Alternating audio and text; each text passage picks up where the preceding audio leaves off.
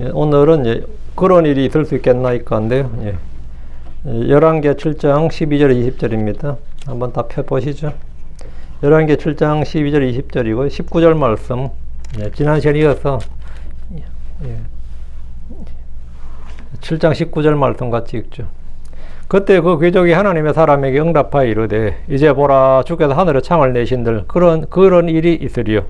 이에 그가 이르기를 보라 내가 내 눈으로 그것을 볼 것이나 그것을 먹지는 못하리라. 예, 지난 시간에 이제 설교 제목이 이제 내가 내 눈으로 볼 것이나 그것을 먹지는 못하리라. 이게 지난 시간이었고요. 오늘은 그런 일이 있을 수 있겠나이까. 예, 하나님의 백성이 믿음이 없을 때, 또 하나님을 조롱할 때, 말씀을 조롱할 때, 하나님 조롱받는 분이 아닙니다. 예, 그 하나님을 조롱할 때 어떤 일이 있는가. 예, 오늘 그런 일이 있을 수 있겠나이까. 이제 잠깐 기도하고 시작합시다. 위대하시고 주 하나님 아버지 감사합니다. 하나님 오늘도 말씀을 선포합니다. 선포되는 모든 말씀에 기름 부어주시고 듣는 모든 혼들이 말씀을 통해서 좀 배움을 얻게 하시고 훈계를 받도록, 그리고 경과 본보기로 함을 들어주시고 또 저희가 변화를 받들어 주십시오. 말씀이 있는 자한테 효로 있고 건너게 일한다고 하셔사오니 정말 말씀이 우리 속에서 일하는 것을 모든 성도들이 참 믿는 자들마다 체험하게 해주시옵소서. 아버지 하나님 말씀 헛되이 돌아오는 법이 없습니다. 말씀은 무효가 되는 법도 없고 깨어지는 법도 없고 떨어지지 않고 아버지 또 말씀은 매이지도 않습니다. 주 하나님께서 주신 이 말씀이 저희 안에서 자유로운 행로를 얻어서 효과적으로 또 건너게 일하게 하시고 아버지 저희가 말씀을 잘 사용할 수 있는 성도를 되도록 도우시옵소서. 저희가 주의 복을 받고 주의 은혜를 받지만 믿지 아니함으로 또 순종하지 아니함으로써 그것을 잃어버리는 또 놓쳐버리는 일이 없도록 해주시길 간구합니다. 저희가 참 이 땅에서 크리스천으로 살면서 또 하늘에서 많은 손실에 고통을 당할 것을 생각하면 참 아찔합니다. 전능자 주 하나님, 저희가 정말 하나도 저희가 보상을 잃어버리지 않도록 은혜 베풀어 주십시오. 이제 구원을 받은 혼들이 그냥 그 구원받은 것으로 만족하는 것이 아니라 구원에 동반되는 좋은 것들을 알고 또 그것들을 누릴 수 있는 믿음을 허락하여 주십시오. 감사드립니다. 주의 성기도합니다. 아멘. 예, 오늘 우리가 함께 살펴볼 말씀은 그런 일이 있을 수 있겠나이까? 그런 일이 있을 수 있겠나이까? 이 말은 예언자 엘리사가 선포한 주의 말씀을 들은 이스라엘 왕의 신하, 그 귀족이죠. 이스라엘 왕의 신하가 한 말인데, 그는 귀족으로서는 이제 왕의 최측근이었고 왕을 부추하던 사람이었고, 사마리아 성문이 열렸다고 그럴 때요, 양식이 있다고 그럴 때도 왕이 그 식량 창고를 맡긴 그 분배를 누구한테 맡겼냐면 이 귀족에게 맡겼어요. 그러니까 얼마나 측근인지 알겠죠. 예. 그런 그가 사마리아의 기근이 내일이면 해결된다는 말에, 그 엘리사의 말에, 엘리사가 내가 말하노라 주의 말씀을 들을지어다 이렇게 했어요. 주의 말씀을 들을지하고 주의 말씀이라고 했는데, 그 주의 말씀을 들을지어다 하는데 그 말을 듣고 나서 그런 일이 있을 수 있는가? 절대 never 절대 불가능한 일이다. 이렇게 자기 생각, 자기 주장, 자기 고집을 딱 밝혔습니다.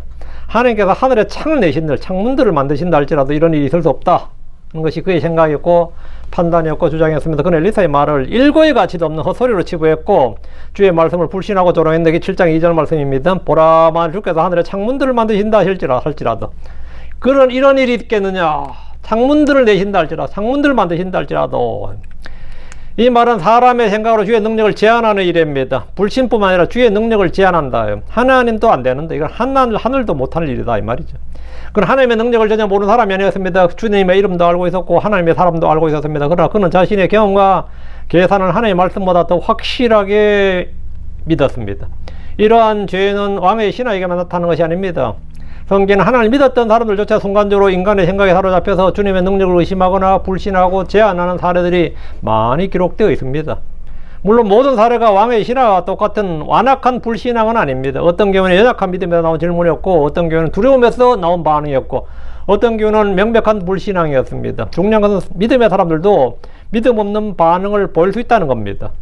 먼저 민수기 11장을 보면 이스라엘 백성은 광야에서 고기가 없다고 원망했습니다. 온 백성이 다 그렇게 원망을 했어요.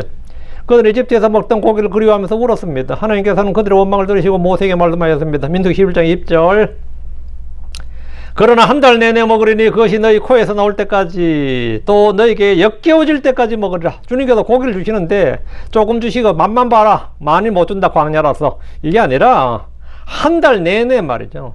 역겨워져 지겨워질 때까지 먹는다는 거죠. 입에 물린다 지겨워진다. 제발 이제 그만 좀 주라. 그만큼 먹을 거다 이거. 주의 말씀을 들은 모세는 민수기 11장 21절에 나와 함께 있는 이 백성은 보병이 60만이니이다. 보병이 60만이라고. 보병이란 말은 군대로 셀 수 있는 계수된 자가 20세 이상 말이죠. 그게 60만이라고. 이 하나님께서 내가 그들에게 고기를 주어 그들이 한 달 내내 먹게 하리라 하셨습니다. 모세는 그들을 위해 양떼와 소떼를 잡은들 그들에게 충분하리까, 혹은 바다의 모든 물고기를 그들 위해 모아서 그들에게 충분하리까 라고 물었습니다. 모세는 주의 말씀을 듣긴 하지만 믿을 수가 없었고 가능성이 없다고 생각했습니다. 민수기 21장 23절 이에 주께서 모세에게 말씀하였더라. 주의 손이 짧아졌느냐? 내가 이제 내 말이 내게 일어나는지 그렇지 아니한지 보리라. 보리라. 모세는 광야에서 이미 주님의 능력을 경험한 사람입니다. 수많은 표적과 이적과 기적을 자기 지팡이로 자기 손으로 나타낸 사람이에요. 그는 이집트에서 10가지 재앙을 보았습니다. 홍해가 갈라진 걸 보았습니다. 반석에서 물이 나는 걸 보았습니다. 하늘에서 만나가 되는 걸 보았습니다. 그런데 고기 문제 앞에서, 백성들이 먹는 고기 문제 앞에서는 하나님의 능력을 계산하기 시작했습니다. 모세의 문제는 계산 자체가 아니었습니다. 문제는 자신의 계산을 주님의 말씀이나 권능보다, 주님보다 더 크게 본 겁니다.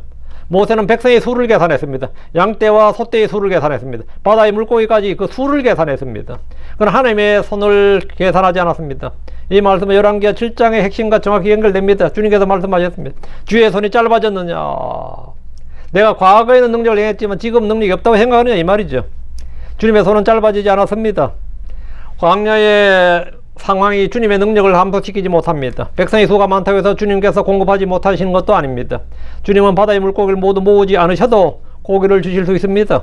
인간은 방법을 계산하지만 주님은 방법 없이도 말씀을 이루십니다. 실제로 주님께서는 바람을 보내며 주라기를 몰아오셨고 이스라엘 백성은 한 달 동안 고기를 먹었습니다.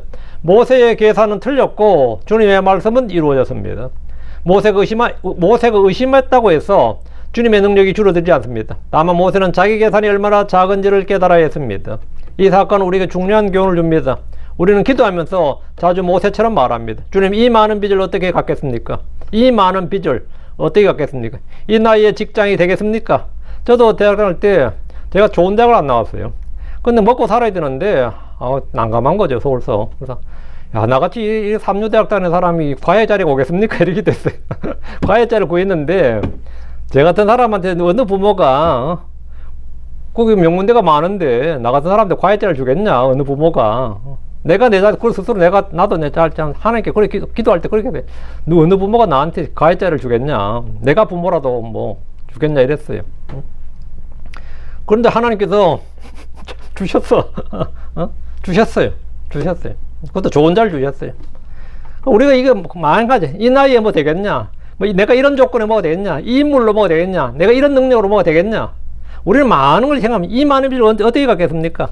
주님, 이 가족을 어떻게 모이고 이 아이들을 어떻게 교육하겠습니까? 저도 솔직히 여기 와서도 그랬습니까? 응? 우리 애가 있는데 얘들 대학 어떻게 보내지? 그 생각을 막 해서 우리 대학 어떻게 보내지? 그 사람들이 그렇다 막 유식하면 거의 돈 안 든다고 막 그 말 하더라고요. 그 말이야 뭐 남들한테 쉬운 말이지만 저한테 이게 장난이 아니었어요. 어떻게 애를 어떻게 대학 보내지? 주님, 이 문제를 해결 방법이 어디에 있습니까? 주님, 이미 너무 늦었습니다. 그러나 주님은 우리에게 먼저 방법을 보았느냐 이렇게 묻지 않습니다. 주의 손이 짧아졌느냐? 주의 손이 짧아졌느냐? 우리의 믿음은 주님의 방법을 믿는 것이 아니라 방법을 만드신 주님을 믿는 겁니다. 방법을 만든 주님을 믿는 거예요. 이 점에서 모세의 반응은 왕의 신하와 같았습니다. 모세는 믿음의 사람이었고 주님의 종이었지만 순간적으로 인간의 계산에 사로잡혔습니다. 그러므로 우리도 늘 주의하고 조심해야 됩니다. 오래 믿었다고 해서 항상 믿음으로 반응한 것이 아닙니다. 과거에 큰 은혜를 경험했다고 해서 현재 모든 상황에서 자동적으로 강한 믿음을 가진 것도 아닙니다. 오늘도 우리는 주님의 말씀 앞에 서야 됩니다. 성경에서 이런 예는 매우 많습니다. 오늘 우리가 함께 살펴볼 말씀은 열왕기하 7장 12절에서 20절까지인데 이 본문은 앞에서 선포된 엘리사 예언이 어떻게 문자 그대로 성취되었는가를 보여줍니다. 사마리아는 거의 극심한 기근에 시달렸습니다. 시리아 군대는 성을 포위하고 있었고 성 안의 백성은 굶주림으로 죽어가고 있습니다. 인간의 판단으로는 회복 가능성이 전혀 보이지 않았습니다. 그러나 엘리사는 주의 말씀을 선포했습니다. 열왕기하 7장 1절 내일 이맘때 사마리아 성문에서 고운 밀가루 한 세아가 1세겔에 팔리고 보리 2세아가 1세겔에 팔리리라. 오늘 본문의 중심 주제는 분명합니다. 인간의 생각과 판단은 하나님을 제한할 수 없고 주의 말씀은 말씀하신 대로 기록된 대로 반드시 이루어진다. 주의 말씀은 선포된 대로 말해진 대로 기록된 대로 이루어진다. 사람은 주님의 말씀을 심할 수 있습니다. 주님의 약속을 작게 볼 수 있습니다. 무시할 수도 있습니다. 자기 경험과 계산으로 하나님의 능력을 제한할 수 있습니다. 그러나 사람의 불신은 하나님의 말씀을 무너뜨리지 못합니다. 다만 불신하는 사람 자신을 하나님의 복에서 멀어지게 할 뿐입니다. 그럼 우리는 본문을 절별로 살펴보면서 다음과 같은 질문을 마음에 품어야 됩니다. 우리는 주님의 말씀을 어떻게 대하고 있습니까? 말씀보다 나의 판단, 전문가의 의견, 자기의 감각, 어떤 사람 자기 촉을 믿는다 그래요. 그리고 과거의 경험을 해상하면서 그때도 우리 집에 이런 일이 있었는데 이러면서는 그걸 지금 또 그렇게 되지 않을까 뭐 이러고 있는 사람도 있습니다. 하나님 약속을 들으면서도 현실을 핑계로 의심하고 있지는 않습니까? 주님께서 이미 이루고 계시는 것을 보면서도 여전히 불신한 가운데 머물고 있지는 않는가? 자, 한번 생각해 보시면서, 자, 본문 12절입니다. 그리고 왕이, 잘 보세요. 예. 그리고 왕이 밤에 일어나 자기 종들에게 말하였더라. 내가 이제 시리아 사람들이 우리에게 무엇을 행하였는지 너에게 보이리라. 그들이 우리가 굶주린 것을 아느니라. 그러므로 그들이 들판에서 자기들 훔기려고 진영에서 나갔으며 이르되 그들이 그 도시에 나올 때에 우리가 그들을 산채로 사로잡고 그 도시로 들어가려 하지 않느니라.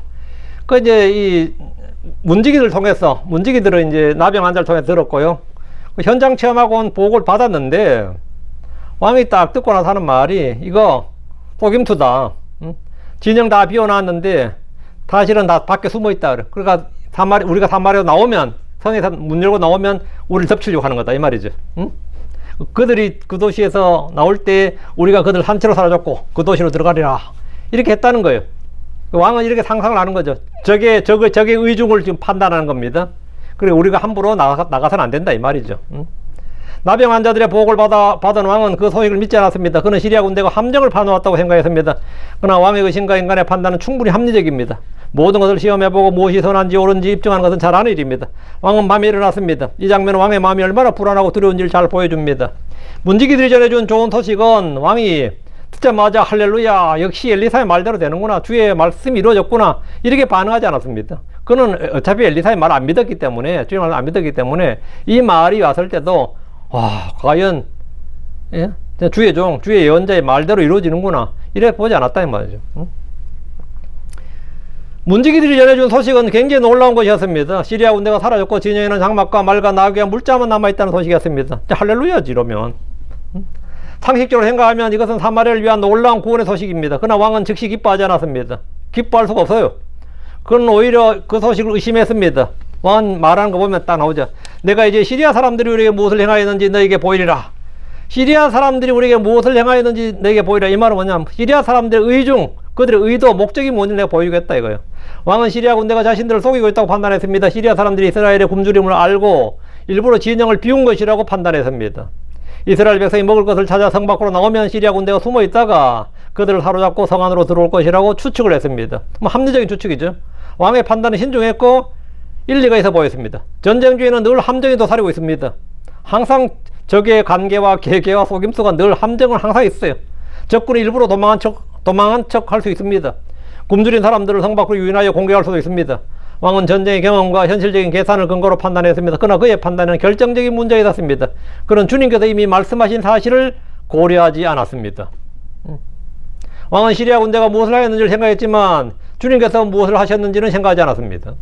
왕은 적군의 전략은 계산했지만 주님의 능력은 계산하지 않았습니다.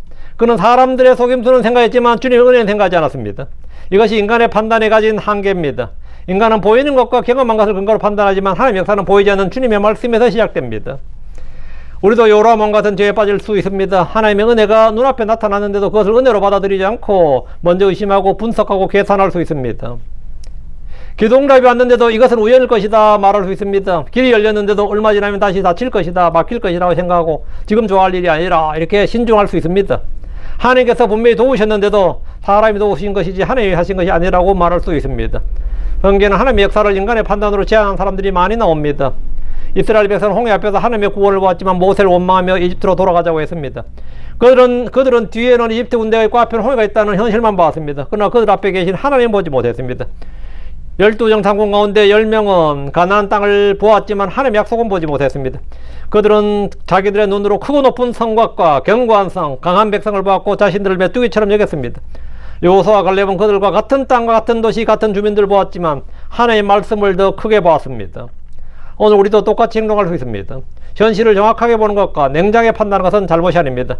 문제는 현실만 보는 겁니다. 현실을 냉정하게 보는 건 잘 보는 건데 현실만 보는 거예요.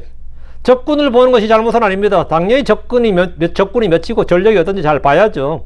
잘 봐야 됩니다. 계산해 봐야 되죠. 문제는 적보다 더 크신 하나님을 보지 못하고 믿지 못하는 겁니다. 가난을 보는 것이 잘못이 아닙니다. 내 수중에 돈이 없다. 그 현실을 인정해야죠. 직장이 없다, 능력이 없다, 인물이 없다. 다 인정합니다. 나한테 길이 없다. 인정해요. 인정 안 하면 그게 바보지. 인정합니다. 문제는 그 가난보다 내 처지보다 크신 주님을 보지 못하는 것. 주님의 도우심과 주님의 은혜와 주님의 공급하심을 보지 못하는 겁니다. 많이들이 지금 그렇습니다. 이야기하는 거 보면 하나님이 없어요. 이야기를 쭉 들어보면 저도 이야기를 들어주면서 뭐 다 부정하고 할수 없으니까 대부분 맞장구 쳐주는데 이렇습니다 저렇습니다 그러면 되면 그렇군요 참 그렇겠네요 이렇게 저도 들으면서 그래요. 참 힘드시겠습니다. 그렇겠네요. 안 되겠네요. 어렵네요. 그렇게 말해줘요. 근데 계속 듣다 보면 그래도 우리가 하나님이 계시니까 기도합시다. 하나님께서는 뭐 전능하시니까 하나님께서 이렇게 이제 나와야 될 때 안 나와. 그래 끝나. 그럴까? 해가죠. 그래 끝나요 그냥. 뭐 전화로 이야기하면 그러고 전화 끊어. 이게 진짜 황당한 일인데 지금 처지를 정확하게 하나님께 알리는 거 아니면 뭐 목사님이 알리고 형제들이 알리는 건 잘못이 아니지. 이건 잘하는 거예요. 그건 잘하는 건데 문제는 나와 함께 계신 하나님을 보지 못하고 고려 대상에 계산에 넣지 않는다는 거죠. 내가 병이 걸렸어요. 질병을 보는 것은 잘하는 일입니다. 질병을 보는 게 잘못은 아니죠. 문제는 질병을 고치신 하나님, 질병보다 크신 주님의 능력을 보지 못하는 겁니다. 왕은 주님의 은혜와 주님께서 이미 행하신 일을 생각하고 믿지 못했습니다. 인간의 생각이 주님의 역사를 설명하려고 할 때 자주 하나님의 은혜를 의심하게 됩니다.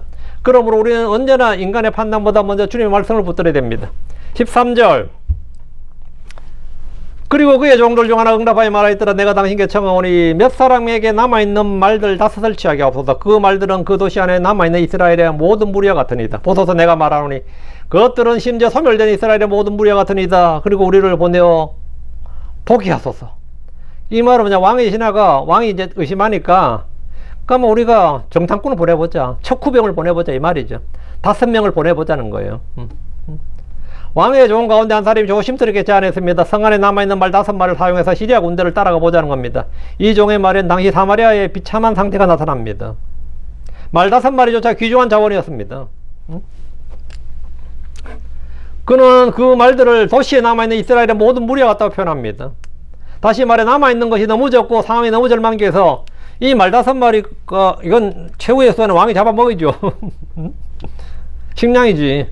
근데 이거 죽고 이거 뭐 잃어버리면 이스라엘 다 망한 거란 말이죠. 너무 적고 상황이 너무 절망적이어서 그 말들이 뭐 죽으나 사나 뭐 그거 죽으면 끝이다. 우리도 끝난 거야. 큰 차이가 없다 뭐.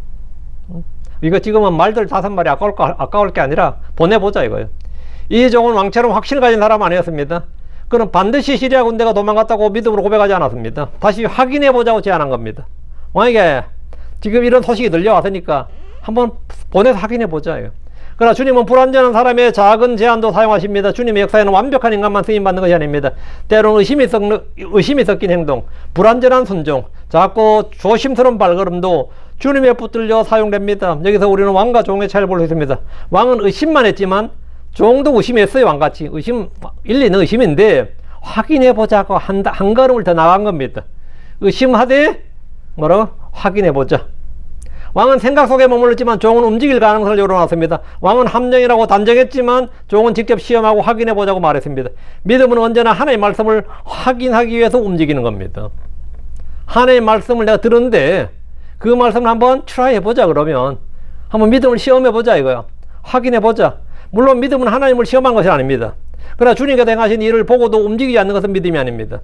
성경에는 작은 것을 통해 큰 일을 이룬 사례가 많이 나옵니다. 모세의 손에는 지팡이 하나가 있었습니다. 다윗의 손에는 물맷돌 하나가 있었습니다. 하나가 아니라 돌린 건 하나, 슬린 건 하나지만 물맷돌 5개를 잡았는데 한 소년에게는 광야의 한 소년에게는 보리빵 5개와 물고기 2마리가 있었습니다. 기드온에게는 300명의 군사가 있었습니다. 과부의 집에는 기름 한 병이 있었습니다. 주님은 사람이 가진 것이 많아서 일하신 것이 아니라 주님께 그것을 맡기실 때 사용합니다. 많고 적음이 중요한 게 아니라 그것을 주님께 맡길 때 주님은 일하신다는 겁니다. 인간의 생각은 작은 것을 우리는 이게 얼마나 되겠나이까. 제자들 그랬잖아요. 이게 갖고 온 게 이게 하나가 다인데 빵 5개, 보리빵 5개, 물고기 2마리 이게 얼마나 되겠나이까. 뭐 1인용이지 뭐. 응? 그런데 이걸로 뭘 할 수 있겠습니까? 우리가 이걸로 뭘 할 수 있겠습니까? 묻습니다. 제자들은 5,000명이 넘는 무리를 보며 빵 5개와 물고기 2마리를 무시했습니다. 마르다는 예수님께서 오라비를 살릴 수 있다는 사실을 믿지 못하고 주님만을 주께서 여기 계셨더라면 내 오라비 죽지 않았을 것이다. 나았을 것이다. 이렇게 말했습니다. 사라 역시 하나님의 약속을 듣고 속으로 웃었습니다. 인간의 판단은 주님 말씀을 듣고도 자기 손에 있는 것과 자기 경험을 기준으로 계산합니다. 그러나 주님은 작은 가능성을 통해 자기 그분의 권능을 드러내십니다. 작은 말 5마리를 통해 큰 구원의 소식을 확인하게 하였습니다. 그러므로 여러분은 자신의 작은 능력이나 작은 믿음을 멸시하지 마십시오. 한번 교회 한번 나와보라 그러면 뭘 있겠어 싶은데 한번 나와봐요. 응? 누가 윤목사 설교 들어보라 그러면 한번 들어봐 그냥. 응? 한번 들어보라고. 들어보라면 들어봐 그냥. 응? 긴가민가 하더라도 들어보라고 하면 들어보면 들어보면 돼요. 응? 확인하고 점검하고 확인해 보라고요. 믿음이 작아도 믿음의 창시자의 완성자이신 주 하나님은 끝입니다. 중요한 것은 내가 얼마나 큰 믿음을 가지고 있느냐가 아니라 내가 누구를 믿고 있느냐는 겁니다. 14절. 그러므로 그들이 병고용 말을 2마리를 처했더라. 그리고 왕이 시리아 사람들의 군대를 뒤따라 보내며 말하되 너희는 가서 볼지니라 했더라. 왕은 결국 2마리의 병고용 말을 선택해서 사람들을 보냈습니다. 왕은 아직 확실하지 못했지만 확인해 보도록 허락합니다. 이 장면은 인간의 불신앙이 얼마나 느리고 조심스러운지를 잘 보여줍니다. 주님은 이미 말씀하셨고 나병 환자들이 이미 진영에 들어가 봤고 문지기들도 그 사실을 보고 있지만 여호람 왕은 여전히 의심했습니다. 그는 최소한의 행동만 합니다. 그러나 주님의 말씀은 인간이 더디 반응한다고 해서 지연되지 않습니다. 왕이 믿을 때까지 하나님이 기다리신 것이 아닙니다. 왕이 확신을 가질 때까지 시리아 군대가 돌아오지 않은 것도 아닙니다. 주님이 이미 그 일을 완성하셨습니다.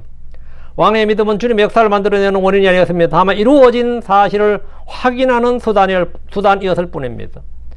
이것은 매우 중요한 영적 원리입니다. 믿음이 하나님의 말씀을 만들어내는 것이 아닙니다. 하나님의 말씀이 먼저고 믿음은 그 말씀에 반응하는 겁니다.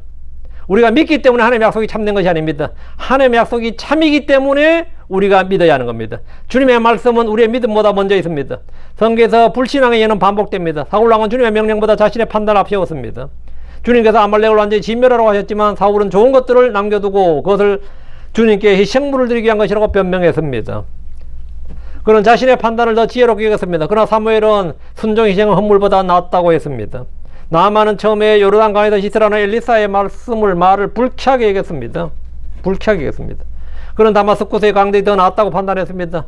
그러나 말씀에 순종했을 때 그의 몸은 깨끗하게 되었습니다. 우리 말씀을 들을 때 자주 이런 태도를 보입니다. 그 말씀이 맞는가? 좋은 말씀이긴 하지만 좋은 말씀인 건 알겠지만 내 경우는 좀 다릅니다. 이러죠. 성경의 원리는 좋지만 현실은 그렇게 할 수 없습니다. 용서해야 하는 것은 알지만 그 사람만큼 용서할 수 없습니다. 지금 이런 상황에서 킹제임 성경이 뭐가 중요합니까? 이런 것도 있고 이런 상황에서 뭐가 중요해요? 이런 상황에서 뭐가 중요하냐고. 이런 상황에서 빵이 중요하겠지. 근데 성도들 입에서 그런 말이 막 나와요. 이런 상황에서 교회가 뭐가 중요하고 성경이 뭐가 중요합니까? 이러고 황당하죠. 기도해야 되는 걸 알겠지만 이 문제는 기도로 해결되지 않습니다. 이런 분도 있고. 참 이 교회를 다 하다 보면 참 별의별 말을 다 듣거든요. 근데 참 이 불신과 의심과 모독적인, 그러니까 신상 모독적인 말을 굉장히 자연스럽게, 너무나 자연스럽게 해서 신상 모독인 줄 몰라. 너무나 자연스럽게 해버리니까 이게 신상 모독인 줄도 모르고 이제 지나갈 만큼 자연스럽게 막 해버려요. 그게 되겠어요? 기도만 한다고 되겠어요? 이런 거 있죠? 기도만 한다고 되겠어요? 그럼 기도만 계속 하고 있지 뭐 하려고 합니까? 이런 것도 따지는 분도 있고, 이래요. 별의별 사람 다 있잖아요. 이것이 바로 인간의 판단으로 하나님을 제한한 일입니다. 왕은 결국 가서 볼지니라 이렇게 말합니다. 그러나 성도는 말씀을 들은 뒤에야 겨우 확인한 사람이 아니라 말씀을 들었을 때 믿음으로 움직이는 사람이 되어야 됩니다. 주님 우리에게 무모한 행동을 요구하는 것이 아닙니다. 주님의 말씀을 신뢰하는 순종을 요구하는 겁니다. 15절. 그리고 그들이 요르단까지 그들의 뒤를 따랐더라. 또 보라, 온 길이 시리아 사람들이 그들이 서둘러 던져버린 의복들과 그릇들로 가득 찼더라. 그리고 그 사자들이 돌아와서 왕에게 고하였더라. 척후병을 보냈는데 보니까 이게 완전 병산 하나도 없고 물자만 가득한 거예요. 물자만 그대로 있더라 이거예요. 보냄을 받은 사람들이 시리아 군대를 따라가 보니 요르단까지 가는 길 전체가 시리아 사람들이 버린 물건으로 가득했습니다. 의복들과 그릇들이 온 길이 흩어져 있었습니다. 이것은 시리아 군대가 얼마나 급하게 도망했는지를 보여줍니다. 그들에게 먹어야 할 양식들, 군량미가 그대로 다 남아있고 말이죠. 그들은 질서 있게 후퇴한 것이 아니라 생명을 구하기 위해서 모든 걸 버리고 달아났습니다. 주님의 말씀은 언제나 증거를 남깁니다. 시리아 군대가 보이지 않는다고 해서 아무 일도 일어나지 않는 것이 아닙니다. 길에 버려진 의복과 그릇들이 그들의 도망을 증언하고 있었습니다. 주님께서 일하신 흔적은 반드시 남습니다. 우리가 주님의 역사를 즉시 보지 못할 때 주님의 말씀은 현실 속에서 증거를 남기며 성취됩니다. 이것은 이스라엘 백성이 홍해를 건넌 사건과도 연결됩니다. 홍해가 갈라진 뒤 이스라엘은 마른 땅을 걸었습니다. 그것은 하나님의 말씀이 이루어진 증거였습니다. 요단강을 건넌 뒤에는 12도를 세워 후대의 증거로 남겼습니다. 하나님은 자기 백성이 주님의 말씀을 기억하고 다음 세대에 전하기를 원하십니다. 그러나 인간은 이미 나타난 증거도 부정할 수 있습니다. 예수님께서 죽은 나사로를 살리셨을 때 제사장들과 바리새인들은 그 기적을 부인하지 못했지만 예수님을 죽이려고 했습니다. 예수님이 부활하신 뒤에도 제사장들은 무덤이 비었다는 사실을 알고도 군인들에게 돈을 주어서 제자들이 시체를 훔쳐갔다고 거짓말하게 했습니다. 불신앙은 증거가 없어서 생긴 것이 아닙니다. 증거가 차고 넘쳐도 마음이 완고해지기 때문에 생긴 것이 불신입니다. 오늘날에도 주님의 은혜를 경험하고도 그것을 우연이라고 말하는 사람들이 있습니다. 병에서 회복되고도 하나님의 손길을 인정하지 않습니다. 죄에서 건짐을 받고도 자신의 노력으로 행합니다. 길이 열리면 운이 좋았다고 말합니다. 이것은 주님의 증거를 인간의 언어로 지워버린 일입니다. 그러나 주님의 말씀은 버려진 의복과 그릇들처럼 분명한 흔적을 남깁니다. 우리 삶에도 주님께서 행하신 흔적이 있습니다. 과거에 받은 구원과 기도의 응답이나 위기에서 건진받은 일이나 말씀으로 위로받은 순간들이 있을 겁니다. 우리는 그것들을 기억해야 됩니다. 주님의 말씀은 우리 삶에서 여러 번 성취되었습니다. 16절, 여러분은 모두 여러분한테 일하신 주님의 증거들을 가진 사람들입니다. 그것이 없을 수가 없습니다. 그 없을 수가 없어요. 은혜의 흔적은 누구에게나 구원받은 사람 모두에게 다 있습니다. 하나님 일하신 흔적은 증거는 다 있어요. 16절, 그리고 백성이 나아가서 시리아 사람들의 장막들을 노략하였더라. 노략하였다는 말은 그냥 다 가져왔다는 말입니다. 노략물, 탈취물이에요. 그래야 고운 밀가루 한 세가 한 세겔에, 그리고 두 세가 한 세겔에 팔렸으니 1세겔에 팔렸다 이 말이죠. 예. 한 세겔에 팔렸으니 주의 말씀대로 했더라. 아까 앞에서 내가 1세겔 했는데 여기서 한 세겔 했는데 이거 통일시켜야 됩니다. 이 절은 오늘 본문의 중심입니다. 마지막에 성경은 모든 사건을 한 문장으로 해석합니다. 주의 말씀대로 했더라. 주의 말씀대로 했더라. 여기 팔렸으니 그다음 콤마 딱 치고 보면 주의 말씀대로 했더라. 여기 언더라인 쫙에 주의 말씀대로 했더라. 마지막에 성경은 모든 사건을 딱 한 문장으로 요약합니다. 주의 말씀대로 했더라. 우리 인생의 결론은 마찬가지입니다. 우리에게 일어난 모든 주의 말씀대로 했더라. 백성이 시리아의 군대의 진영으로 나갔고 그들의 장막을 노략했으며 곡식이 예언된 가격에 팔렸습니다. 정확한 그 시각에 그렇게 팔렸습니다. 왜 그렇게 되었습니까? 주의 말씀대로 되었기 때문입니다. 여기는 인간의 계획이나 능력이 기록되지 않습니다. 이스라엘 군대가 시리아 군대를 물리쳤다고 하지 않습니다. 왕이 지혜로운 전략을 세웠다고 하지 않습니다. 용감한 군인들이 적군을 쫓아낸 것도 아닙니다. 오직 주의 말씀대로 되었다고 선언합니다. 이것이 성경의 역사관입니다. 역사의 중심에는 인간의 능력이 아니라 주님의 말씀이 있습니다. 인간은 사건의 표면을 보지만 성경은 그 사건의 근원을 보여줍니다. 표면적으로는 시리아 군대가 도망했고 나병 환자들이 발견했고 백성이 노략했습니다. 그러나 깊은 원인은 주님의 말씀이 선포되었고 그 말씀이 성취된 겁니다. 주님의 말씀은 1.1획도 떨어지지 않고 다 이루어집니다. 주님의 말씀은 헛되이 돌아오지 않습니다. 주님의 말씀은 매이지 않습니다. 주님의 말씀은 믿는 자에서 자유로운 행로로서 권능있게 일합니다. 누가복음 16장 17절에 또 율법에 한 획이 없어지는 것보다 하늘과 땅이 사라지는 것이 더 시우리라 했습니다. 주님께서 말씀하시면 그 말씀은 공허하게 사라지지 않습니다. 이사야서에 주님이 말씀하셨습니다. 하늘에서 내리는 비와 눈이 땅을 적시고 싹이 나게 하며 열매를 맺게 하듯이 주님의 입에서 나가는 말씀도 주님께로 헛되이 돌아오지 않고 주님께서 기뻐하시는 일을 이루며 주님께서 보내신 일에서 형통할 겁니다. 이것이 말씀의 확실성, 예언의 확실성입니다. 이사야 55장 11절에 나 입 밖으로 나아가는 내 말도 그러하도다. 그것이 헛되이 내게로 되돌아오지 아니할 것이요 도리어 내가 기뻐하는 것을 이루리라. 그리고 그것이 내가 그 말을 보내어 이루게 하려는 일에서 형통하리라. 하늘과 땅은 없어져도 주의 말씀은 영원히 지속됩니다. 주의 말씀은 반드시 이루어집니다. 하나님의 말씀은 영원히 하늘에 굳게 서 있습니다. 주님의 말씀은 단순한 약속이 아닙니다. 주님의 말씀은 실행되는 명령이며 역사를 만들어내는 권위입니다. 창세기에서 주님이 빛이 있어라 말씀하시자 빛이 있었습니다. 죽은 나사로에게 나오라 말씀하시자 죽은 자가 나왔습니다. 바람과 바다를 꾸짖으시자 바람이 그치고 바다가 잔잔해졌습니다. 주님의 말씀은 설명이 아니라 사건을 일으킵니다. 주님의 말씀은 설명을 하는 게 아닙니다. 나사로야 나오너라 하면 사건이 일어나는 것이지 설명을 하는 게 아니에요.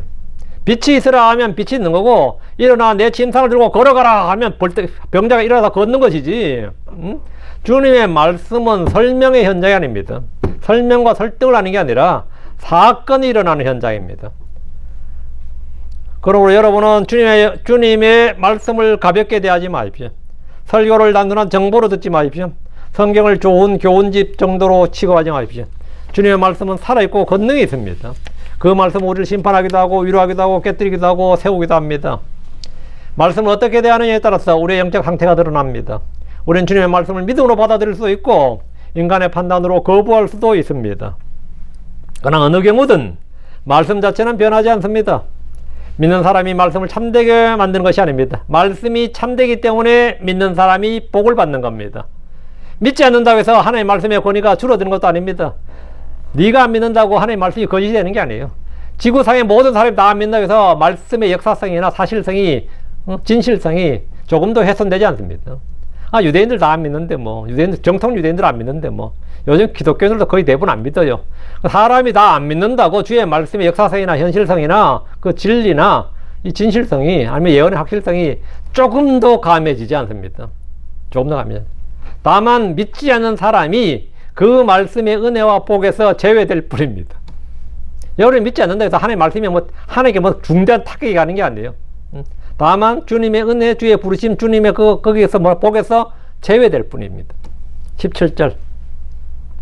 그리고 왕이 자기 손에 의지하였던 그 귀족을 그 성문의 책임자로 해왔더라. 그리고 백성이 성문에서 그를 짓밟았고 그가 죽었으니 하나님의 사람이 왕이 자기에게 내려왔을 때 말하였던 대로 되었더라.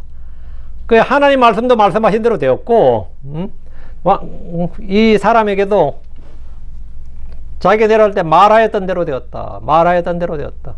엘리사가 말한 대로 했다. 왕은 그 귀족을 성문의 책임자로 세웠습니다. 아마도 곡식이 성문을 통해 들어오고 백성이 몰려 나가는 상황을 관리하도록 해올 겁니다. 기근의 때에 곡식을 관리하는 책임을 맡았다면 최고의 직책이죠. 기근의 날에 우리나라에서 경제 개발할 때는 경제기획원 장관이 최고였거든. 장관 중에서는. 그러다 통일이 중요하지만 통일부 장관이 부총리가 되는 거고요. 요즘처럼 교육이 중요하지만 교육부 장관이 높아요. 그러다가 나라가 좀 살게 되니까 복지가 제일 중요해졌네. 돈을 제일 많이 만지는 부서가 옛날에는 교육부나 국방부였다면 지금은 복지부가 최고의 돈을 제일 많이 만져. 복지부 장관이 최고야 사실은. 돈 제일 많이 만진다고. 제일 책임을 많이 맡는 사람이 제일 권위가 있는, 권력이 있는 사람인데, 왕의 몸을 부추하던 사람이 이거 최고주의. 그러니까 왕이 누구한테 이 곡식을 관리하도록 맡긴 거예요. 자기한테 자기 종에게 맡긴 거지, 바로. 덕분에 그는 어떻게 된 거죠? 권력을 잡은 거죠, 한마디로. 곡식 관리를 책임졌다면 최고의 직책이고, 그 당시에 최고의 권력을 잡은 겁니다. 그런데 바로 그 성문에서 그는 백성에게 짓밟혀 죽었어요. 성문은 그가 주님의 말씀을 듣고도 믿지 않았던 자리였고, 이제 그 말씀의 성취를 눈앞에서 보게 되는 자리였습니다. 이때라도 주를 믿었으면 좀 조심해서 몸을 사리면서 제가 안 나가겠습니다. 이래야지. 밟혀 죽을 수도 있는 거지. 이 장면은 매우 엄숙합니다. 그는 주님의 말씀을 들었습니다. 그는 엘리사의 예언을 비웃었습니다. 그리고 이제 그 예언의 성취를 관리하는 자리에 서게 되었습니다. 이때라도 뭘 기억해야 돼요? 주의 말씀을 기억해야 돼요. 주의 말씀이 사실이구나. 내가 불신과 신성모독의 말을 했구나. 주여 종을 용서해 주시옵소서. 이때라도 회개해서야 돼요. 죄를 자백하고 회개해서야 된다고. 근데 그냥 넙죽이 이제 그 자리만 맡은 거예요. 그건 생각도 못하고. 그는 주님의 말씀이 이루어지는 현장을 보았지만 그 복을 받지는 못했습니다. 오히려 복이 흘러나오는 성문에서 짓밟혀 죽었습니다. 여기서 하나님의 심판한 말씀과 정확히 연결되어 있습니다. 엘리사는 그에게 내가 내 눈으로 것을 보리라 그러나 너는 것을 먹지 못하리라. 17절은 그 말씀이 어떻게 성취되었는지를 보여줍니다. 그는 보았습니다. 그러나 먹지 못했습니다. 그는 성문에 있었습니다. 그러나 그 복에 참여하지 못했습니다. 그는 곡식이 들어온 걸 보았지만 자기 입으로 먹지 못했습니다. 성경에 이와 같은 심판의 예가 있습니다. 이스라엘 백성은 가나안 땅을 보았지만 요호수아와 갈렙을 제외한 불신앙의 세대는 그 땅에 들어가지 못했습니다. 모세는 약속의 땅을 바라보았지만 들어가지 못했습니다. 사울 왕은 다윗이 왕으로 세워진 걸 보았지만 하나님의 뜻을 누리지 못했습니다. 부자와 나사로 이야기해서 부자는 자기 눈앞에서 가난한 나사를 보았지만 긍휼을 베풀지 않았습니다. 결국 그는 죽음 이후에 위로받는 나사를 보면서도 건너갈 수 없는 곳에 있었습니다. 주님의 복을 보는 것과 그 복에 참여하는 것은 다릅니다. 그 죽어서 아브라함의 품을 보고 아브라함과 거기 있는 나사를 보는 부자의 심정이 어떨 것 같아요? 보지만 누리지를 못하는 겁니다. 보는 것과 누리는 건 다르죠. 교회 안에 있는 것과 그리스도 안에 있는 것은 다릅니다. 설교를 듣는 것과 말씀을 믿는 것은 다릅니다. 성경 지식을 가지는 것과 말씀에 순종하는 것도 다릅니다. 예수님을 보았던 많은 사람들이 구원받은 것은 아닙니다. 기적을 본 많은 사람들이 믿은 것도 아닙니다. 그럼 우리는 자신을 속이지 말아야 됩니다. 예배 참석하고 찬송을 부르고 성경 읽고 설교를 들었다는 사실만으로 충분하지 않습니다. 내가 뭐 이 정도 믿으면 많이 양보한 거지 이런 사람도 있어요. 이 정도 믿어주면 뭐 그것도 내가 성경 다 믿지 못하더라도 예수가 그리스도란 정도로 내가 그것도 믿어 이런 사람도 있죠. 성경 다는 못 믿지만 그거 안 믿는 겁니다 사실은. 말씀을 듣고 그 말씀 앞에 회개하며 믿고 순종해야 됩니다. 주님의 말씀은 우리를 생명의 자리로 부르지만 우리가 끝까지 거부하면 그 말씀은 심판의 증인이 됩니다. 심판의 증언이 됩니다. 믿을 때는 복음의 증언이고 믿지 않을 때는 그게 심판의 증언이 되는 겁니다. 18절 그리고 전에 하나님의 사람이 왕에게 말했던 대로 되었으니 이르되 내일 이맘때 사마리아 성문에서 보리 2세아가 한 세겔에 그리고 고운 밀가루 한 세아가 한 세겔에 팔리리라 하였습니다. 그리고 전에 하나님의 사람에게 말했던 대로 되었으니 이 말씀은 16절에서 주의 말씀대로였더라 하고 같은 거죠. 16절에 주의 말씀대로였더라 하고 18절에 말하였던 대로 하나님의 사람이 말하였던 대로 되었으니 이건 거예요. 이는 예언의 성취를 말합니다. 성경은 왜 같은 내용을 반복합니까? 하나님의 말씀의 확실성을 강조하기 위해서입니다. 성경은 우연히 일이 잘 풀린 것이 아니라고 말합니다. 엘리사의 말이 정확하게 이루어졌습니다. 말씀의 성취도 순서도 정확했습니다. 엘리사 내일 이맘때라고 말했고 실제로 그 시각에 곡식이 팔렸습니다. 그는 고운 밀가루와 보리의 가격까지 말했습니다. 실제로 그 가격대로 거래되었습니다. 주의 말씀은 대략적으로 이루어지는 것이 아닙니다. 주님은 말씀하신 그대로 정확하게 역사 속에서 현실에서 현장에서 문자 그대로 말씀대로 이루어지는 겁니다. 우리는 때로 주님의 말씀을 상징적으로 비유적으로 은유적으로 생각하려고 합니다. 물론 성경에는 비유와 상징도 있지만 본문이 문자적 성취를 말할 때는 그 말씀을 그대로 받아들여야 됩니다. 이 본문은 엘리사의 예언이 문자 그대로 이루어졌음을 강조합니다. 이것은 주님의 말씀에 오류가 없으며 주님의 약속에 불확실성이 없다는 사실을 보여줍니다. 주님께서는 아브라함에게 이삭을 주시겠다고 하셨을 때 인간적으로 불가능한 나이에 아들이 태어났습니다. 주님께서 요셉에게 꿈을 주셨을 때 오랜 시간이 지나도 그 말씀은 사라지지 않았습니다. 주님께서 다윗을 왕으로 세우겠다고 하셨을 때 사울의 추격과 강야의 세월도 그 말씀을 무효하지 못했습니다. 주님께서 이스라엘을 이집트에서 이끌어내겠다고 하셨을 때 파라오의 왕감도 그 뜻을 막지 못했습니다. 신약에서도 동일합니다. 주님께서 베들레헴에서 태어나실 것이란 말씀이나 처녀에게 태어나실 것이란 말씀이나 고난받고 죽으실 것이란 말씀이나 죽은 자 가운데서 셋째 날에 일어날 것이라는 말씀은 모두 다 문자 그대로 현장에서 현실에서 이루어졌습니다. 주님의 말씀은 시대와 권력과 인간의 불신에도 반드시 이루어집니다. 그러므로 우리는 주님의 말씀을 자기 상황에 맞게 줄이거나 바꾸지 말아야 됩니다. 말씀을 믿기 어려울 때 말씀을 낮추는 것이 아니라 우리의 생각을 낮춰야 됩니다. 말씀을 불신한 것이 아니라 나의 생각, 나의 처지를 불신해야 되고 말씀을 부정하는 것이 아니라 나를 부인해야 됩니다. 그것이 바로 크리스천입니다. 그렇게 하는 게 크리스천이에요. 그것이 영적인 삶입니다. 그것이 크리스천이에요. 19절입니다. 그리고 그 귀족이 하나님의 사람이 응답하여 말하였더니 이제 보소서 주께서 하늘에 창문들을 만드실진데 그러니 있을 수 있겠나이까? 이에 그가 말했더라. 보라, 내가 내 눈으로 그것을 볼 것이나 너는 그것을 먹지 못하리라. 19절 2절의 말씀을 다시 반복한 거죠. 7장 2절하고 7장 19절 같잖아요. 2절 말씀 반복인데 왜 성경은 귀족의 불신앙을 다시 기록한 겁니까? 그의 불신앙이 우연한 실수가 아니라 지속적이고도 완고한 태도의 성을 보여주는 겁니다. 그건 한 번 의심한 것이 아니라 주님의 말씀 자체를 불가능하다고 판단했습니다. 그의 문제는 정보가 부족한 것이 아니었습니다. 그의 문제는 마음이 주의 말씀을 받아들이기를 거부했다는 겁니다. 그는 주님께서 하늘에 창문을 만드셔도 불가능하다고 말했습니다. 이것은 하나님의 능력에 조건을 붙이는 말입니다. 하늘에서 무엇인가가 내려온다면 가능할 수 있지만 그래도 이 일은 불가능하다. 보통 아무리 육신적인 크리스천이라도요, 불가능한 일 할 때 하나님이 도우시면 모를 거 아니면 안 됩니다 이러거든요. 제가 이거 미국에서 제가 그 영주권 받을 때 LA 이민법 변호사를 찾아갔어요. 근데 그 이민법 변호사 보고 하나님 도우시면 모를 거 안 될 것 같다 이러더라고. 근데 그것도 제 사건 좀 맡아주세요. 그럴 거냐. 안 맞는데, 안 된대. 자기 능력 안 된다더라. 그 사람 지금도 잘하고 이럴 거예요.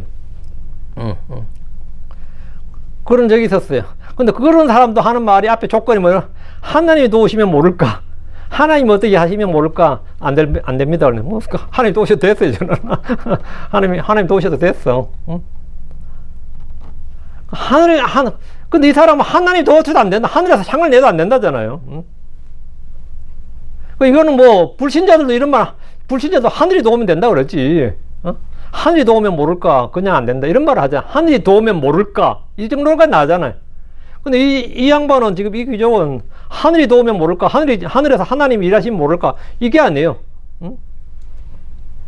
인간은 주님의 능력을 인정하지 않는 것처럼 말하면서 자기 마음속에, 인정하는 것처럼 말하면서도 자기 속에 한계를 정할 수 있습니다. 하나님은 전능하시지만 이 문제는 안 될 것 같습니다. 하나님은 기도 응답하시지만 이번 문제는 너무 늦었습니다. 하나님은 사람을 변화시키지만 저 사람은 안 될 것 같습니다. 저 사람 절대 안 변할 것 같습니다. 뭐 이런 거죠. 이런 말은 모두 자신의 판단으로 주님을 제한하는 겁니다. 물론 우리가 주님의 뜻을 다 알 수는 없습니다. 모든 게 다 우리가 원하는 방식으로 원하는 때 응답되는 것이 아닙니다. 그러나 주님의 능력을 제한하는 것과 주님의 뜻에 맡기는 것은 다릅니다. 믿음은 주님께서 반드시 내가 원하는 방식으로 할 것이라고 주장하는 것이 아닙니다. 믿음은 주님은 무엇이든 하실 수 있고 주님의 말씀은 반드시 옳다는 겁니다. 불신앙의 예는 성경에 많습니다. 사라는 하나님의 약속을 듣고 속을 웃었습니다. 아브라함도 부창부수라고 아브라함도 마찬가지였습니다. 니고데모는 거듭남의 말씀을 듣고 사람이 늙으면 어떻게 날 수 있습니까? 날 수 있겠나이까? 이래 물었습니다. 제자들은 예수님께서 부활하실 것을 여러 차례 들었지만 무덤에 간 여인들의 말을 믿지 않았습니다. 도마는 여러 제자들의 증언을 듣고도 손가락을 못자국에 넣어보지 않고는 믿지 않겠다고 했습니다. 엠마오로 가던 제자들은 예수님의 죽음으로 모든 소망이 끝났다고 생각했습니다. 그러나 주님의 말씀은 그들의 불신 때문에 무너지지 않습니다. 사라가 웃었지만 이삭은 태어났습니다. 니고데모는 이해하지 못했지만 거듭남의 말씀은 진리였습니다. 제자들은 믿지 않았지만 예수님은 부활하셨습니다. 도마는 의심했지만 부활의 주님은 살아계셨습니다. 사람의 질문은 주님의 권위를 낮추지 못합니다.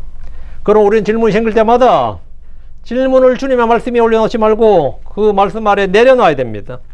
제가 잘 이해는 못하지만 주님의 말씀을 믿습니다. 이렇게 고백해야 됩니다. 믿음은 모든 의문이 사라진 상태가 아닙니다. 믿음은 의문이 남아있어도 주님의 말씀을 더 신뢰하는 겁니다. 더 신뢰하는 겁니다. 20절입니다. 그리고 이런 일이 그에게 일어났더라. 이는 백성이 성문에서 그를 짓밟았으므로 그가 죽었기 때문이라. 20절은 본문의 마지막 결론입니다. 주의 말씀대로 그에게 실제로 그런 일이 일어났습니다. 그는 성문에서 밟혀 죽었습니다. 참 안타깝죠. 밟혀 죽었어요. 성경은 그 죽음을 우연한 사고로 설명하지 않습니다. 그것은 엘리사가 선포한 주의 말씀대로였더라. 그래서 우리는 매우 중요한 사실을 봅니다. 주님의 말씀은 축복에 관한 약속만 이루신 것이 아닙니다. 경고와 심판과 저주의 말씀도 문자 그대로 이루신다는 겁니다. 사람들은 하나님 약속은 믿고 싶어 하지만 주님의 경고는 무시하려 합니다. 그러나 주님의 말씀은 우리의 취향에 따라 선택할 수 있는 말씀이 아닙니다. 위로의 말씀도 주님 말씀이고 책망의 말씀도 주님 말씀이고 경고도 심판도 저주도 다 주의 말씀입니다.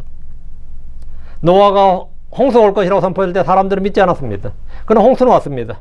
소돔과 고모라가 심판받을 것이란 말씀도 그의 말을 롯의 사이들은 농담한 걸 여겼지만 불이 쏟아졌습니다. 이스라엘이 불순종하면 포로로 끌려갈 것이란 말씀도 문자 그대로 이루어졌습니다. 예루살렘 성전이 무너질 것이란 주님의 말씀도 이루어졌습니다. 예수님께서 예루살렘을 보면서 말씀하신 심판도 역사 속에서 AD 70년에 그대로 성취되었습니다. 오늘날 사람들은 하나님의 심판을 불편하게 생각합니다. 사랑의 하나님 어떻게 심판할 수 있느냐? 이해가 안 된다 자꾸 그러는데 네가 이해가 되고 안 되고는 중요한 게 아니고 성경의 많은 사건 내가 믿고 싶어도 이해가 안 된다 그러잖아. 성경은 당연히 네 이해를 구하지 않습니다. 성경은 네 이해를 구하지 않는다고. 하나님 뭐 설명 안 합니다. 삼손이 어떻게 어떻게 했냐, 낙이 특별한 하루 1000명을 죽였냐, 뭐 그런 거 있잖아요. 뭐 별에 뭐 우리가 볼 때 뭐 이게 뭐 말이 되나 싶은 것 같은데 믿어보는 거 다 말이 돼요. 안 될 말이 하나도 없어. 이성적으로 전혀 문제가 되지 않는, 아무 바더링이 되지 않습니다. 내 마음에 트러블을 일으키지 않는다고요. 근데 믿지 않는 사람은 항상 무슨 말씀이 다 트러블이 돼요. 그게 과연 그럴까? 그게 사실일까? 역사적 사실일까? 진실일까? 이러면서. 그래서 이게 불편하다고. 그 이해를 요구하는데, 사랑의 하나님이 어떻게 그렇게 심판을, 잔인하게 심판을 주느냐, 무자비하게 심판을 주느냐, 뭐 이런다고 말이에요. 그러나 사랑과 거룩함은 서로 분리되지 않습니다. 주님은 사랑의 하나님이시지만 동시에 의로운 재판장이십니다. 주님의 말씀을 거부하고 죄를 붙드는 자에게 심판했다는 사실은 성경의 일관적인 전체적인 증언입니다. 20절의 귀족은 주님 말씀을 들었지만 회개하지 않았습니다. 믿지 않은 것도 있지만 회개할 기회도 회개하지 않았어요. 그런 말씀을 들었지만 자기 생각을 버리지 않았습니다. 경고를 받았지만 태도를 바꾸지 않았습니다. 결국 그는 말씀의 성취를 몸으로 경험했습니다. 하지만 그 성취는 복이 아니라 심판으로 나타났습니다. 이것이 오늘 우리에게 주는 엄중한 경고입니다. 말씀을 듣는다고 자동으로 복을 받는 것이 아닙니다. 말씀이 어떻게 반응하는지가 중요합니다. 같은 햇빛이 밀랍은 녹이지만 진흙은 굳게 합니다. 같은 말씀을 들어도 믿는 사람에는 생명이 되고 거부하는 사람에는 심판의 증거가 됩니다. 귀족은 주께서 하늘의 창문을 만들어도 불가능하다고 말했습니다. 그러나 주님은 엘리사를 통해 정확하게 말씀을 주셨고 그 말씀은 그대로 이루어졌습니다. 인간의 생각은 늘 제한적입니다. 우리는 우리의 경험과 지식과 감정과 환경을 기준으로 판단합니다. 그러나 주님은 우리가 알지 못하는 것도 다 아십니다. 우리는 현재만 보지만 주님은 처음과 마지막을 다 보십니다. 우리는 한 조각만 보지만 주님은 전체 그림을 보십니다. 우리는 죽음처럼 보이는 순간을 보지만 주님은 그 뒤에 있는 부활과 회복을 보십니다. 그러므로 우리의 판단으로 하나님을 제한하는 것은 불신이고 신성모독이고 교만입니다. 하나님께서 이건 어쩔 수 없다. 하나님이라도 이건 못할 것이다. 이렇게 말할 때 우리는 사실상 하나님보다 자신을 더 지혜롭게 여기는 겁니다. 말씀은 옳지만 현실은 다릅니다 라고 말할 때 우리는 현실을 말씀보다 높은 권위에 올려놓는 겁니다. 성경의 원리는 맞지만 내 상황에는 적용되지 않습니다 라고 말할 때 우리는 주님의 말씀을 부분적으로 인정하는 것이지만 사실은 불신입니다. 그러나 주님의 말씀은 우리의 모든 상황의 최종권입니다. 우리의 감정이 이 말씀을 판단하지 못합니다. 우리의 경험이 이 말씀을 폐기하지 못합니다. 우리의 실패가 말씀을 무효하지 못합니다. 다른 사람의 불신도 말씀을 취소하지 못합니다. 시간의 지연도 말씀을 지연시키지 못합니다. 주님의 말씀은 반드시 이루어집니다. 전에도 이랬는데 그런 말 필요 없어요. 전에는 네가 불신해서 그런 일이 있었고 지금은 그런 믿으면 되는 거지. 전에 똑같은 일이 지금 또 생겼어요. 그럼 똑같은 결과 나오는 거 아닙니다. 전에는 그 일이 불신으로 생겼으면 지금은 믿으면 바뀌는 거죠. 근데 전에도 이렇게 해서 망했는데 똑같은 일 해다가 나 트라우마 걸린다고. 트라우마 무슨, 지금도 똑같이 전에처럼 안 믿는다는 뜻입니다. 전에 두려움에 사로잡혀 있다. 과거에 두려움에 사로잡혀 있으면 현재는 뭐냐, 그래서 이미 벌써 벗어났어야 되고, 아직도 벗어나지 못하고 있다는 말은 뭐냐, 똑같은 불신 가운데 있다 이 말입니다. 주님의 말씀은 반드시 이루어집니다. 오늘 본문의 힘은 주의 말씀대로였더라 합니다. 그런 일이 있을 수 있겠나이까? 그러면 주의 말씀대로였더라. 주의 말씀대로였더라. 이 일은 왕의 생각대로 되지 않았습니다. 귀족의 계산대로 되지 않았습니다. 시리아의 군대의 계획대로 되지 않았습니다. 인간의 판단대로 되지 않았습니다. 오직 주님의 말씀대로 되었습니다. 주님께서 사마리아의 기근을 끝내겠다고 말씀하셨고 그대로 되었습니다. 주님께서 곡식의 가격이 회복될 것이라고 말씀하셨고 그대로 되었습니다. 주님께서 믿지 않는 귀족이 눈으로 보지만 먹지 못할 것이라고 말씀하셨고 그것이 그대로 되었습니다. 복의 말씀도 이루어졌고 심판의 말씀도 이루어졌습니다. 그리고 우리는 주님의 말씀을 가볍게 대하지 않도록 해야 됩니다. 말씀은 인간의 의견이나 추론이 아닙니다. 말씀은 시대에 따라 변하는 철학이 아닙니다. 말씀은 주님의 권위이며 역사를 움직이는 능력입니다. 주님의 말씀은 떨어지지 않습니다. 패하지 않습니다. 깨어지지 않습니다. 주님의 말씀은 헛되이 돌아오지 않습니다. 주님의 말씀은 반드시 다 이루어집니다. 주님의 말씀은 매이지 않습니다.